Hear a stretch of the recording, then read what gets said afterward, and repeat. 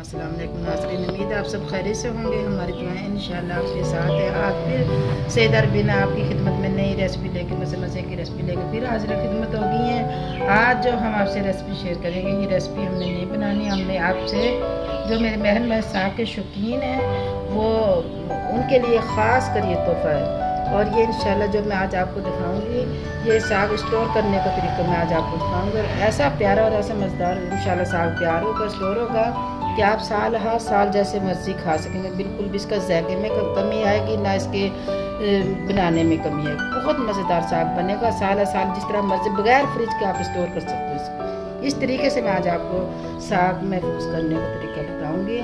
इसके अगर आप मेरे चैनल पे नए हैं तो सबसे पहले आप मेरे चैनल को सब्सक्राइब कर लें और प्यारा सा कमेंट्स अगर पसंद है तो मुझे प्यारा सा आपने कमेंट्स भी भेजना है और लाइक और सब्सक्राइब कर लें ताकि जो भी हम नई रेसिपी अब आपको दे तो सबसे पहले आप तक वो पहुँच पाए।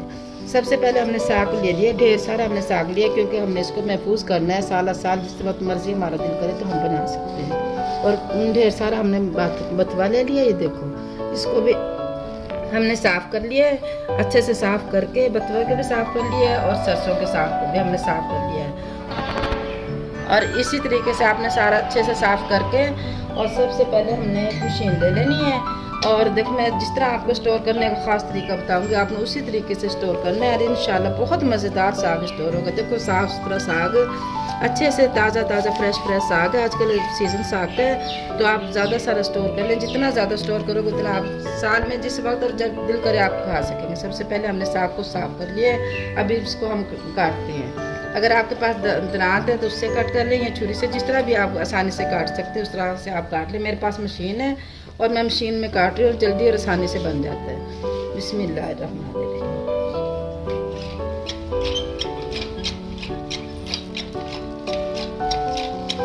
इस तरीके से सारा हमने साग को काट लेना। अल्लाह बरकत दे हमारे खानों में, हमारे रिस्क में, हमारे जायकों में। ये काम जो मैं आपको सिखा रही हूँ बहुत आसान है करने, बहुत आसान तरीके से साग महफूज हो जाएगा बगैर फ्रिज के। आप साल जिस वक्त भी आपका दिल करेगा आप उसी वक्त ताज़ा फ्रेश बना के, इसमें ना जायके में कमी आएगी और ना पकाने में इसका ज़रा फ़र्क पड़ेगा। इतना ही मज़ेदार जैसा सीज़न में ताज़ा और अच्छा साग बनता है ऐसा ही साग तैयार होगा।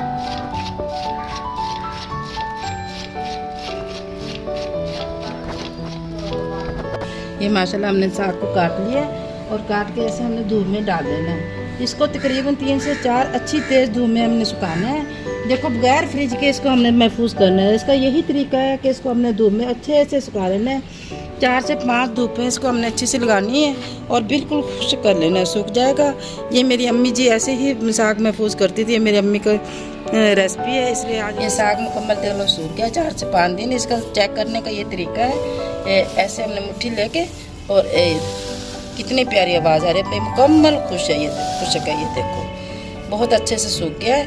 अब इसको हमने क्या करना है, इस तरीके से लेके और सारे इकट्ठा करके, चाहे तो हम बर्नी में डाल के रख लें या बल्कि बेहतर होगा कि बर्नी में भी हम डाल के रख सकते हैं। और ये जब हमारा दिल करे कि हमने साग खाना है, इसको हमने इतना सा जितना हमारे ज़रूरत के मुताबिक इतना साग लेना हमने और इसको फिर हमने पानी में भिगो लेना है। 10 मिनट पानी में भिगो के, पालक हर मौसम में हर सीज़न में होता है, ताज़ा फ्रेश पालक लें और इसमें डालें और फिर बनाएं। बिल्कुल सेम ऐसा ही बनेगा जैसे हमने आज ताज़ा फ्रेश तोड़ के साग बनाया। बिल्कुल भी इसके जायके में कोई कमी नहीं आएगी और बहुत मज़ेदार बनेगा इंशाल्लाह। इसके साथ ही सेहदार बिना को इजाज़त दे ज़िंदगी ने और सेहत ने साथ दी तो इंशाल्लाह फिर नई रेसिपी लेके हाजिर होंगे। उस वक्त तक के लिए इजाज़त दे। अल्लाह हाफिज़।